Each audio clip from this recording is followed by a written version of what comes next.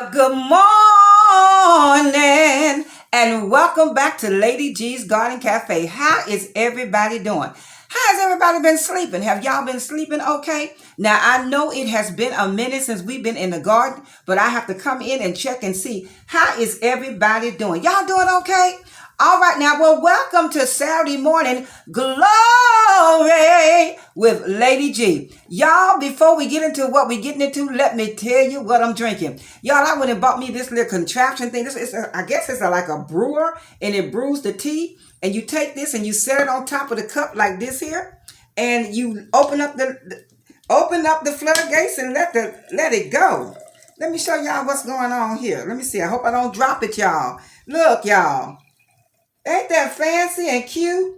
I thought that was just the cutest thing. I wanted to show it to y'all. Yes, you put your little tea leaves in there, and you put some hot water, and you let it brew for like 10 minutes. And then you got some healthy tea. This right here, what I'm drinking today, is a detox blend that I received from a friend of mine. Her name is Breeze, and she has an Instagram channel, and it's called The Healing Tree. So go by and check her out on Instagram, Breeze, and she get her to hook you up on some of this kind of good stuff. All right. Well, y'all, let's go ahead and get into what we're getting into. I'm gonna taste this tea because I have not tasted it before. And it's called a detox blend. So it's supposed to detox your body. And so this is how it comes. This is the packet that it comes in. It's loose. This is loose leaf. And it's called the Healing Tree is the name of her Instagram channel. And it's detox tea. So it tells you, gives you instructions. So this is how she packages it. And I like it, y'all. So I haven't tasted this particular one right here yet, but I'm going to taste it today. Y'all, that is good. And if I want to ever sweeten my tea, I use agave syrup, okay? Or either some pure cane sugar, not the granulated, because the granulated has bone chips in it, okay? All right, y'all. Well, let's get into what we're getting into. Y'all, these trends that's rolling around on YouTube, TikTok, and Facebook, these trends that's on the social media platforms is getting out of hand. I was looking on TikTok and YouTube, and I was looking on those platforms, and I saw where they had these challenges going on. They had one challenge, slap a teacher. I would not advise that, especially in this day and time. That is just so disrespectful for children, for young people, to just walk around and slap a teacher upside the head. These are grown folks. These are children. And who is putting out these challenges? We need to do some research and see who is actually setting up these challenges and setting our children up for failure. Before then, they had another challenge called the milk crate or the crate challenge.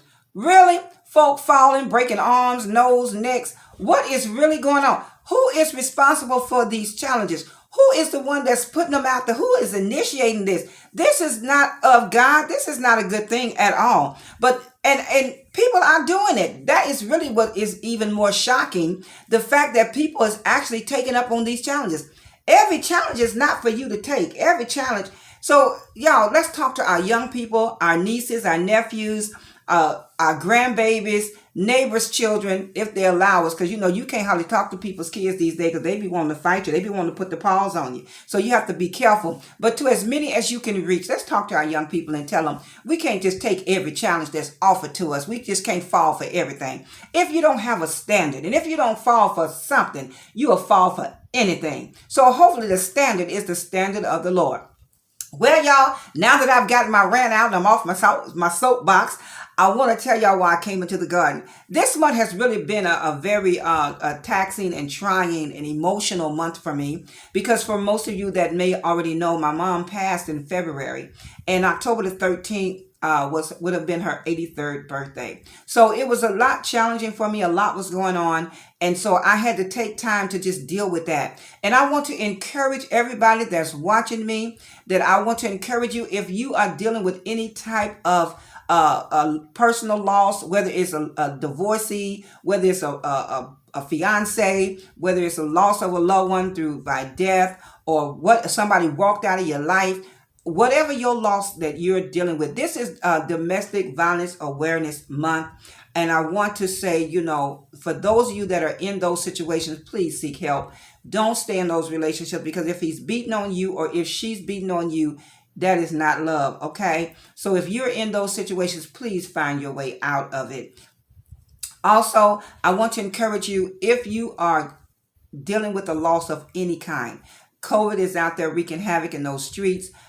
People are dying. People are still killing one another, and people are dying for every other thing as well as COVID. So if you have lost a loved one, I want to encourage you I want to challenge you to sit back and to go through the process. If you need to seek help, if you need to go seek a psychologist or a psychiatrist, stop letting people make you think you crazy because you want to go and talk to someone.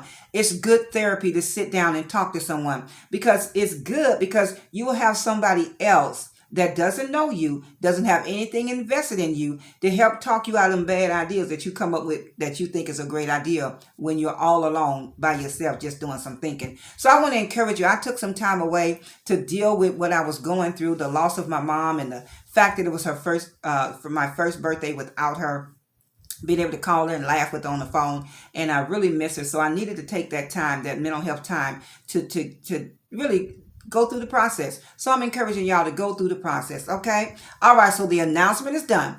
Now, I want to talk to y'all about why we came into the garden today. Y'all know we talked about those challenges and the crate challenges and all these different crazy slap your teacher challenges and all these other kind of challenges that are inappropriate. Well, it made me think about a challenge that's in the book, y'all. Yes, honey, I got to stay in the book. Now, this challenge was back in the day, and it was a giant by the name of Goliath.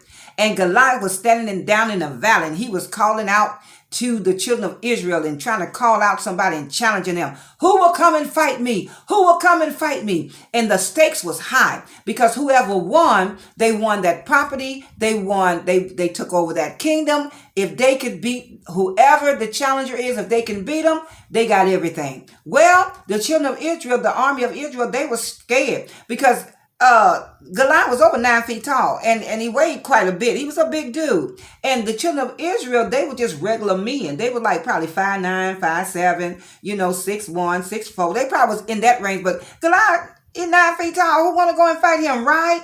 So they were like scared. And they was like, who gonna fight him? I'm not gonna fight him.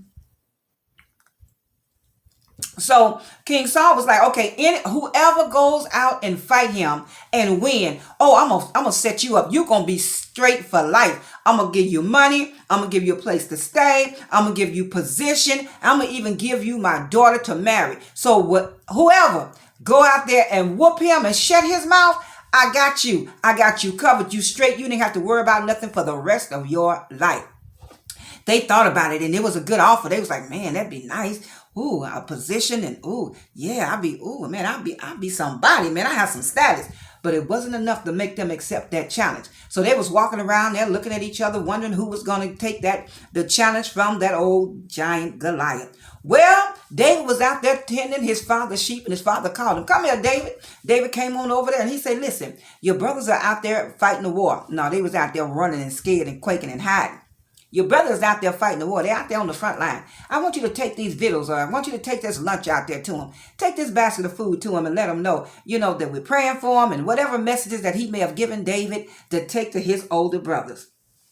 Honey, David said, yes, sir. David went about his way to take his brothers that lunch, that meal, or whatever it was, to his brothers that were on the front line fighting this battle, okay? Well, when David got there, he saw there wasn't no fighting going on, y'all. People were standing around whispering and looking at each other, and everybody, you gonna do it? No, you gonna do it? I'm gonna do it. And all of a sudden in the background, David heard something like, who will challenge me? And he heard all this noise, and he heard all this challenges, and he heard that the God of Israel was being challenged. He heard that the men of God were being challenged. And David was like, wait, who is this uncircumcised Philistine breathing threats about my God? Who is this? So they was like, that's Goliath. And he's over there. He's from the Philistine. And he said he's over there. Whoever he want to kill us. He want to fight us. He one of the biggest challenges that they sent out. We can't go over there and fight him. They were still scared. After David listened to him, huffing and puffing and breathing and challenging them, David said, what's wrong with y'all?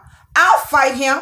Honey, they were so happy to hear that somebody was willing to fight Goliath. Honey, they ran to Saul and said, look, we got you. We have somebody to fight. We have a challenger that's going to accept the challenge. Saul was like, bring him to me. Bring him to me. So they scurried on in. They got the little boy, a little rut. He was a little rut because his brother was like, you can't fight no giant. You can't even fight nobody your own age. Go on back to them little bitty sheep out there where you was tending to. This is men's work. Well, honey, mighty funny, wasn't no men working. They was all walking around there scared. So the other men, they say, well, if he want to fight him, let's let him fight him. Because people will boost you up when it's something they don't want to do. And they find somebody else going to do something that they do not want to do. They'll boost you up and they'll push you up. So they tried to boost him up, but they didn't have to worry about it. Because David was already boosted up. He was already ready. Because that uncircumcised Philistine was breathing threats against the God of Abraham, Isaac, and Jacob. He was breathing threats against his God, the God that he loved. Honey,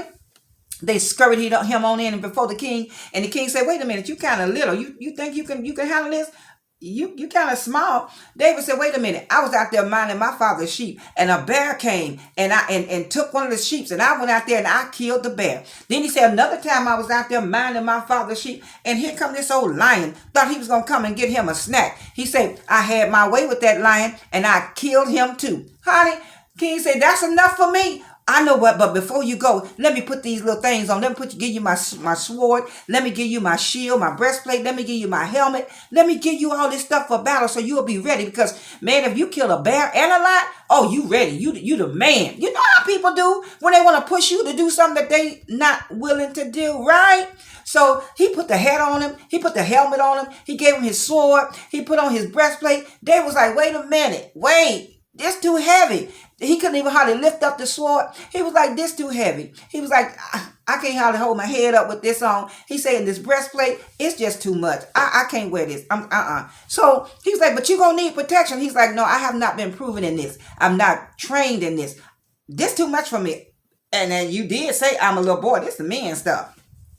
So the king said, all right, if that's how you want it. So he took his gear back. David went on out there. He went on down into the valley because it was like two sides, and there was a valley in the middle. And the Israel was on this side. The Philistines was on this side. And the giant, the challenger, was down in the valley. Well, honey, David went down. He passed by a brook. And the Bible says he picked up some smooth stones. And honey, he went on. He put them in his little pouch, and he was walking on down there to accept that challenge. Honey, when he got down there, the Philistines started laughing at him. Y'all send me this little runt. Y'all send me this little dog. Y'all send me this little boy. What is y'all? Now, I know y'all done lost y'all mind. Y'all gonna send this little boy up to fight me, to challenge me? Really? To accept my challenge? Y'all forgot I'm 9 feet tall, right? Y'all forgot I'm a giant? And y'all send this little boy? Oh, well, y'all better go ahead and start making funeral arrangements. Oh, he was laughing, and he was talking plenty stuff.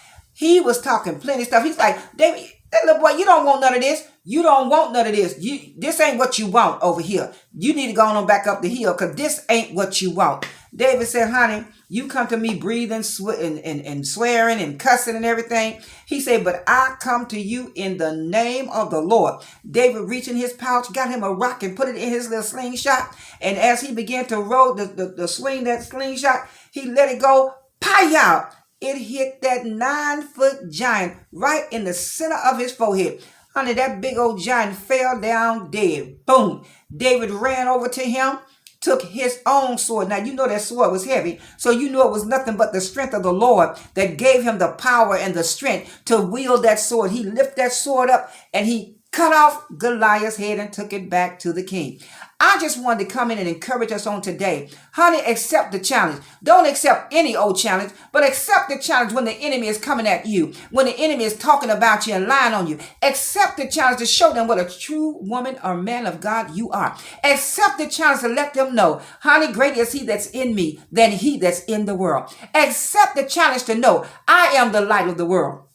The light shines within me, and in me there is no darkness. So no matter what you say, no matter what you do, it's not going to affect me. It's not going to affect my day because I belong to him and he belonged to me. Accept the challenge when they're lying and talking about you. Accept the challenge to remain cool, to remain calm. Everybody remain calm. There's nothing to see here. Everybody calm down, calm down. Christians in the building, saints in the building. We not finna act up. We not finna misbehave because we know our God will supply all of our needs. Like the 3 Hebrew boys. They say, well, if our God don't deliver us, we know that he's able. He will do it. He can do it. So I just want to encourage you. I want to challenge you on today. I want to challenge every man, woman, boy, and girl under the sound of my voice to accept the challenge to stand up for Christ, to accept the challenge to stand up for what is right, to accept the challenge to be all you can be in God, to be ye holy for the Lord God, he is holy.